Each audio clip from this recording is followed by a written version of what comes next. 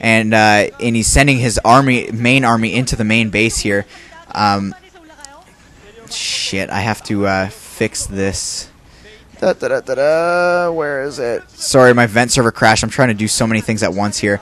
Channel admin, unmute. God damn it. Okay, it crashed again. I'm just gonna continue commentating like this for the future YouTube videos. But I'm sorry to the guy who's in there, and if you watch this later, I apologize to you.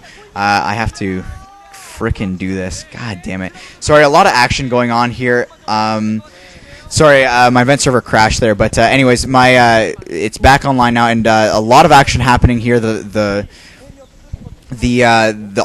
full army of Jangbi has pushed to the right side here. A lot of sloppy commentary there for a minute, but the whole army of Jangbi has pushed to the right side here, and it looks like Jangbi is not committing to this carrier build. He's actually going he's switching back to a ground army, which I think is a good call at this point because of how many Goliaths Flash has gone for. But there is a nice unit composition for both players, I must say. These Goliaths are fully able to take out these carriers, and he actually has done so now. They're taking out one carrier, taking out two carriers. These upgrades for Flash are doing so much damage. However, the tanks are going down, and they're not going to be able to deal with this ground army. Another ground army, however, coming into the side here. Flash really needs to take down an expansion, and Stork looking as engaged as I am with this. This is a very, very epic matchup, I must say, coming out of both of these players. Both players, however, have disengaged, and I think they're about on even terms here. If anything, I would say that Jangbi's in the lead here just because the Terran player has such a difficult time to reinforce. But other than the standard, you know, Terran versus Protoss, Terran having a difficult time reinforcing because of their inability to maneuver their forces around, I would say that they're pretty much on equal terms here. It looks like there's command center is actually going to go down here, so I'm gonna have to take that and say that and take these storms and say that Jangbi is definitely in the lead here, losing those Templars, but that's not going to do that's not going to mean much. And focus firing down this command center, a really good play here. You usually don't see something like that. You usually see the carriers just microing against units, but it looks like Flash is actually going to go and lose to carriers. I don't think he can do much to come back in this game. He is now mining off of two bases, and one of the bases is getting infiltrated right now. So he's mining off of one base, and it does not look like there's much saturation at the base. So I see that guy very often. I don't know what the hell he is. I think he's the KTF coach, but regardless. These carriers are pushing in here. They're taking out another command center is trying to go down here in the natural for Flash, but I think it's going to get focus fired in a second. As soon as all these Goliaths go down, it's going to get focus fired, and Jangbi doing a decent job using these ridges, but now he's just pushing into the main here. I think he's just going to try to take out units as they come out, and that's actually a very good play. Unfortunately, Flash not doing so good in this series, completely losing that base on the left-hand side, and those carriers just doing a sweep across the map there. Apparently a Vulture taking down a Nexus on the right-hand side there. But yeah, it looks like Jangbi's going to push all the way across here just to take out this command center. I think if they take out this command center, a lot of repairing going down here, though. If he can take out this command center, oh no, I don't think he's going to be able to do it. Wow, I was going to say if he takes out the command center, he could sacrifice all of those carriers and he'd be completely fine here. But I don't think, even if Flash has repaired this, I think he's in the zone right now. And I think after having defended that, he's in a good position here. But I think he's actually just not. Jangbi is, however, mining only off of the 3 bases. So if Flash can secure yet another base, he'll be in a really good position. And Jangbi has now officially gone and committed entirely to these carriers. It looks like Flash is trying to take that mineral only in the top right, and if he can secure that, then he will be perfectly fine.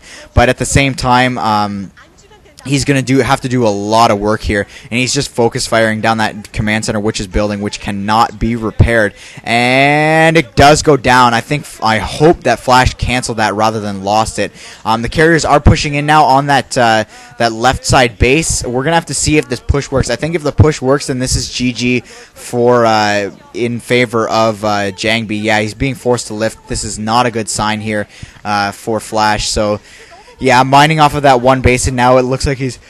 it looks like he's distance mining, so Yeah, this is definitely not looking good for Flash. He's got a ton of Goliaths out in the field, and he's picking off carriers left and right, but he needs to secure some bases. I think he's actually able to secure the 2 bases on the right side there, but given the fact that I think all his minerals are going to towards Goliaths and what have you, yeah, they're just showing the first-person view here just to show the mineral count here. He has actually he's got less than 100 minerals, and it's not going up, and he's actually he's actually using it to repair, so it's not looking good for Flash. He's landing his command. He has to land that command center. He was using his main command center to go and take an expansion, but he actually has to land it, I think, to use some scans. So this is definitely not looking good for Flash. And Jangbi has a very slow mineral income, but at the same time, it's a mineral income, and he's gonna have that increased tenfold as soon as he gets the secures those other bases and some storms going off here. I'm actually gonna credit Jangbi with these. With the win because of these storms. The storms have just massacred army after army. I think this is the 3rd army that it's actually done damage to. And Flash, I must commend him on his ability to take out these carriers. Yeah, Flash not looking happy here. At least he's not sweating as much as he was in the last game. Apparently he got some medical attention, and he got the disease that he had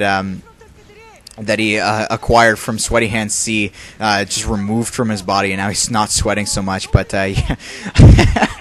I don't even know. Maybe he's developed depression. Apparently they messed up. And GG coming from Flash, not looking too happy. I don't think that's what Koreans look like when they're happy. But anyways, GG. I'm gonna cut this video out. Hopefully we can build an audience. I'm actually gonna take a minute and advertise on IRC and all over the place and see if I can get some more people to come in here. But yeah, moving on to the next series, which will be, let me check these forums here. I can't check it because I'm holding control for Vent. But anyways, the next series I'll let everybody know in a minute. GG.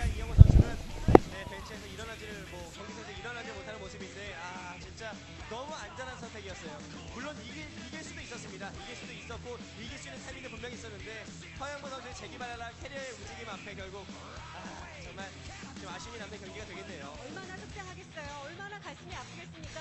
덕분에 KTF 매직에서는 이영호만을 믿었을 텐데 이영호 선수가 오늘 2번이나 무너지면서 KTF 매직에서가 4연패까지 보입니다.